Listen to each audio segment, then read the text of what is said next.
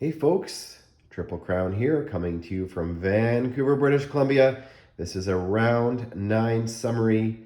Italy included this round of the Global War 1939 series, playtest number 5. More of a repositioning battle of attrition happening. We will start over here in the battle for the Middle East and the battle for Turkey. So this turn here, and I still have no idea if Cairo is going to hold or if it's going to fall, but the Italians did some can opening. So the Middle East now is entirely under Axis control, and it's under joint control of the Germans and the Italians, which is a nice bonus for them, because if they jointly control it, they both get an NO bonus of 5. And that NO bonus for the British, who did control it 2 rounds ago, is now gone. So that is the British, for controlling them, the territories are worth 5, and when they lose the NO, that's a 10. They lose 10 IPP, and the Axis gain 15. So that's a 25 IPP swing happening right there.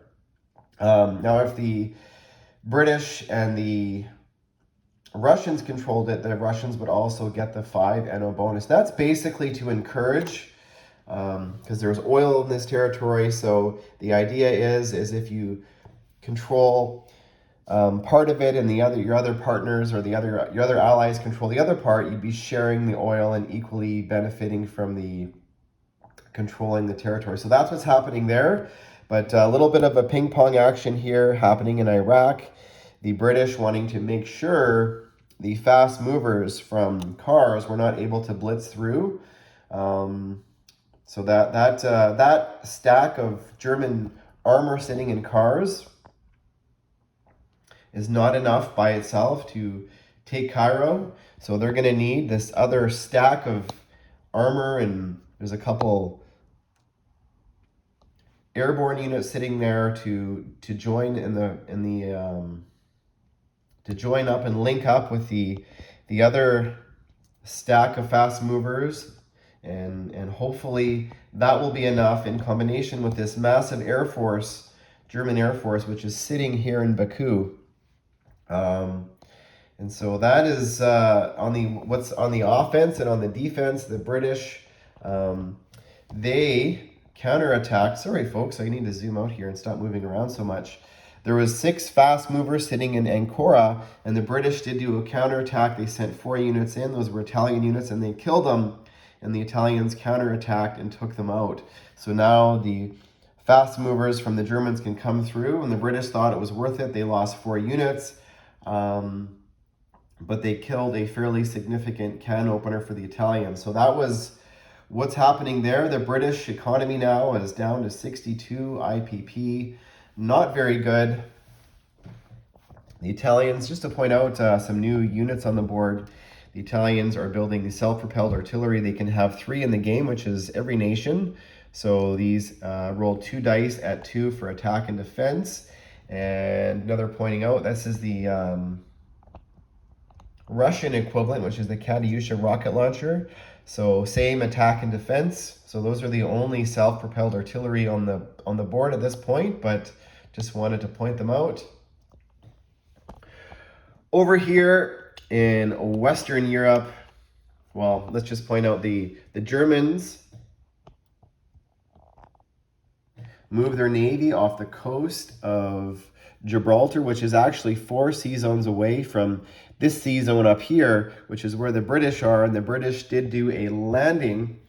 The Germans don't really care. They're going to be able to take it back. It's just a nuisance, but the British have moved their navy across from Canada finally doing something. They have 3 naval transports, so they're going to be playing a little bit of a ping pong here in Western Europe. Germany does have a secondary navy, which is currently hiding behind Denmark, so the British cannot attack it. And so do the Germans now build up more ground forces in Western Europe and keep taking the Western European territories back to make sure France is safe, or do they build more navy and force the British, Canadians, Russians, and Americans to retreat? Now, currently, That is a fairly large navy, which the Germans, even with their air force, cannot dislodge. So the Germans have finally left their planes from the west coast, and they're all sitting in Western Europe to protect it because they do not want the British coming in there. So Germany's going to have to spend more money now defending Western Europe, which is sort of a new wrinkle. Over here, still no builds here on the eastern seaboard other than a light armor or a medium armor for Canada and a what do you call those things? Not a sub-destroyer, but it's a, drawing a blank here, folks, a corvette, Canadian corvette. And over here, the battle of attrition that I mentioned, this whole U.S. Navy, which is a combined 64 units, air and naval, is sitting in Hawaii. And this is the British, Canadian, and Commonwealth Navy all also sitting in Hawaii, and that's a combined 85 units.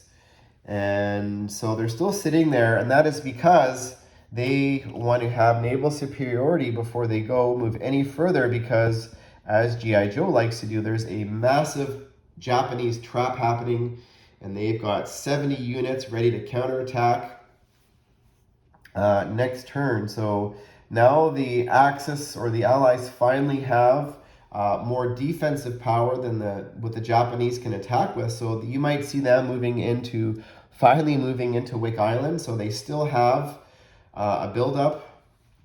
These are the naval transports the Commonwealth and the U.S. have. So the Commonwealth have 3, and the Americans have 11 naval transports sitting there, and some of them are the attack transports, which give a bump to the offloading units. And the Americans did do a build of 3 more carriers and 4 more submarines. Now, it is a little bit of a problem for the Americans because they can only produce 10 units at this major factory here in San Francisco. So that's something that I might want to tweak or adjust. I never liked this rule in any variant of BBR or Global 40. It just never quite made sense to me, but I guess, you could build 10 infantry or 10 carriers. That math never made sense to me. Anyways, I'll move along. The British built a escort carrier, and the Canadians built another fighter. So they are helping out the Americans in getting as many naval units and air units into the Pacific as possible. Down here in Australia, the British built another escort carrier, and the Australians built a transport. And the Navy, this Navy here that was sitting off the coast of India forever, has finally made its way to a naval base here in southern Australia. And the British fighter here is sitting in Western Australia. There's a naval transport here, which next turn, if they want, could hit Dutch East Indies. Now, depending on what the Japanese do, they might decide to hold off, or because they would be within range if they go here next turn of the Japanese Navy. So that is a problem there for that the Anzacs are going to have to sort out. Now over here on the coast, in China, a little bit of a ping pong happening here in Kansu. The Japanese came in and wiped out the 3 KMT infantry. So the KMT is fairly neutered. However, the CCP is back in the game. Their territories have all been liberated. So they will have, I think, 7 IPP to spend next turn. And the KMT will have 4. And the Americans were successful. They did lend the Russians 10 IPP. So they will have 24 IPP to spend next turn, which is wonderful. 19 IPP to spend next turn. And the Russians are still building heavy armor, and they got their Katyusha there, so they took Kansu back. So the Japanese are a little bit thin now in the western flank of China. They've only got 2 infantry and a couple fighters there on the front lines, and a couple more 3 infantry sitting here in Shanxi. So that's going to be, does Japan spend a little bit more on the Western Front? And over here, you can see back in the factory of Novosibirsk, the Russians have another KV tank and also an IS-3. So those are both heavy armor. So they're going to continue to push along and open up spaces and at least allow the CCP and the KMT to build more units. Japan did build back in Tokyo. They built 5 infantry last turn and a couple Zero fighters and a couple more submarines, a cruiser and a destroyer. So they continue to build Navy and air units, but however, because they are now starting to fight a little bit, or at least build over here 1 unit per turn in Calcutta, which is probably safe, and build units over here in Siam, which are sliding. Some of them are going west into Burma, and some of them are going down to reinforce Singapore. But they were still building in Shanghai, and they did nuke their military base here in Borneo, which you're going to see a military base, because you can only have 3 in gameplay, be built next turn in Hong Kong, which will allow the Japanese to just build 1 infantry there per turn. So going to be interesting to see what happens. You know, do the Allies finally move to Wake Island and build a naval base there, which you might see the Allies finally do.